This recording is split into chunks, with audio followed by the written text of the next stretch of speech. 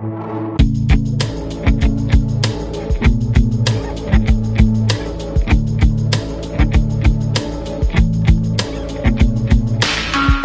3 points.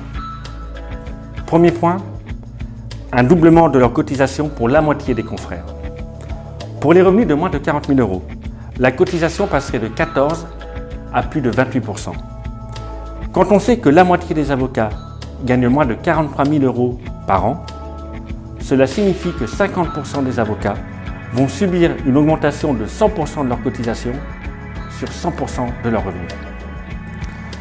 Il sera rappelé que les avocats qui exercent en mode libéral supportent seuls l'intégralité de leurs charges et de ces cotisations, là où les salariés voient leurs cotisations prises en charge par leur employeur à hauteur de 60%. Deuxième point, une perte de droits pour tous les confrères.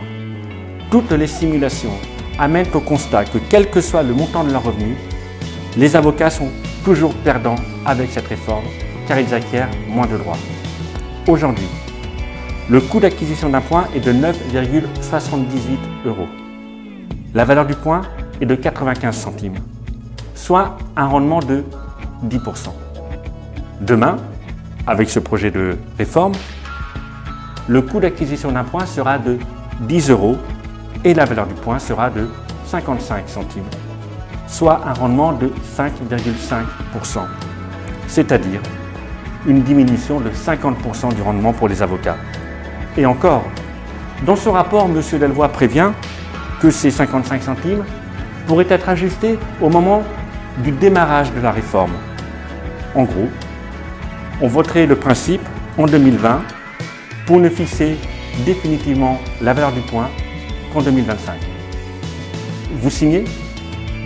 Troisième point, la perte de l'autonomie de la caisse. Aujourd'hui, la CNBF est gérée pour les avocats et leurs familles par des avocats assistés de conseils financiers et d'actuaires. Demain, le régime de retraite sera géré par les pouvoirs publics, avec les partenaires sociaux et avec l'aide d'un comité d'experts indépendants.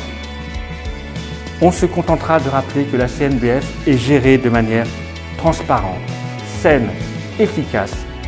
La pérennité du régime de base est assurée jusqu'en 2053, celle du régime complémentaire jusqu'en 2083.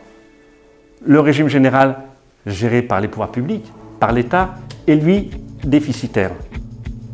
Que dire d'autre?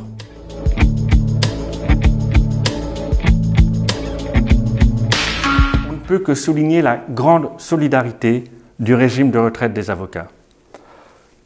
Solidarité d'abord à l'égard des confrères, puisque son régime de base assure à tous les avocats, quel qu'ait été leur revenu sur toute une carrière, un revenu annuel minimum du fait du régime de base de 17 000 €, soit un peu plus de 1 400 € par mois. On rappellera qu'aujourd'hui, le minimum vieillesse est d'un peu moins de 800 € et surtout que le projet de réforme de la retraite universelle que l'on nous propose prévoit un minimum de 1 000 €. 85% du SMIC, mais 400 moins que ce que l'on offre aujourd'hui à tous les avocats. Cette solidarité est essentielle. Pour les femmes d'abord, qui, on le sait, sur une carrière, gagnent moins que les hommes. Pour ceux d'entre nous qui défendent les indigents, les plus faibles ensuite, car en conséquence, ils gagnent moins de revenus. C'est unique. Solidarité ensuite à l'égard de tous les Français, puisque chaque année, la Caisse verse 90 millions € aux caisses déficitaires. C'est-à-dire que chaque avocat, chaque année, verse via la CNBF près de 1 300 € aux caisses telles que celles des artisans commerçants, celles des agriculteurs. C'est également unique. Pourquoi faut-il conserver l'autonomie de la Caisse? C'est bien simple. La Caisse est bien gérée, elle est pérenne, équilibrée, bénéficiaire, sa gestion est transparente, et puis elle est solidaire.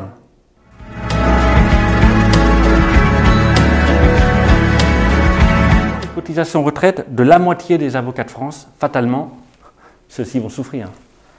Ces avocats connaissent déjà des difficultés. Ils supportent un montant incroyable de charges et l'on veut en mettre encore un peu plus dans la barque. Celle-ci ne peut que couler.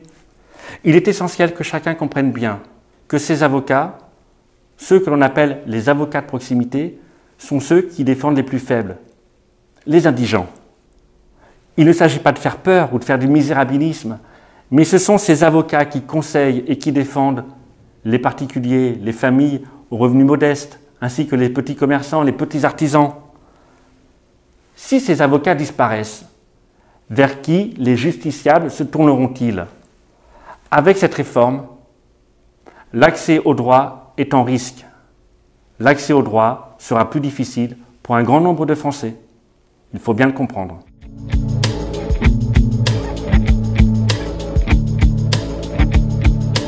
Les élèves avocats ont-ils raison de s'inquiéter? Oui, bien sûr. Dès lors que l'on augmente les charges, il faut bien trouver au sein des cabinets des lignes budgétaires à réduire pour compenser. La variable d'ajustement dans les cabinets, c'est la rémunération. Ainsi, au mieux, beaucoup de rétrocessions seront gelées. Au pire, les cabinets recruteront moins, voire devront se défaire d'une partie de leurs collaborateurs. Si les élèves avocats ont raison de s'inquiéter, oui, bien évidemment, il est à craindre qu'en particulier, les structures individuelles, les plus petites, aient plus de mal à recruter. Cela peut-il impacter les juristes dans les cabinets d'avocats?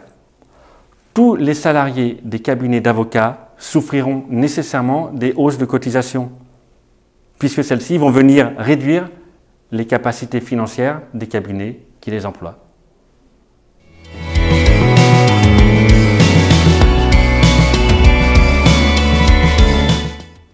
Pouvez-vous nous parler plus particulièrement du cas du barreau des Hauts-de-Seine?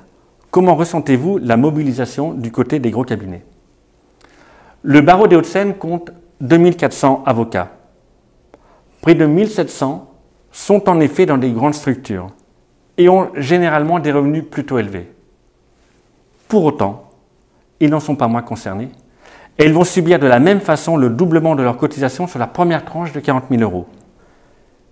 Ils vont également subir, comme tous les avocats, le taux déplafonné de 2,81% sur l'intégralité de leurs revenus, et ce, même au-delà des fameux 3 passes, même au-delà de 120 000 €. Taux déplafonné de 2,81% qui, rappelons-le, n'ouvre aucun droit. Donc oui, les cabinets, quelle que soit leur taille, sont mobilisés.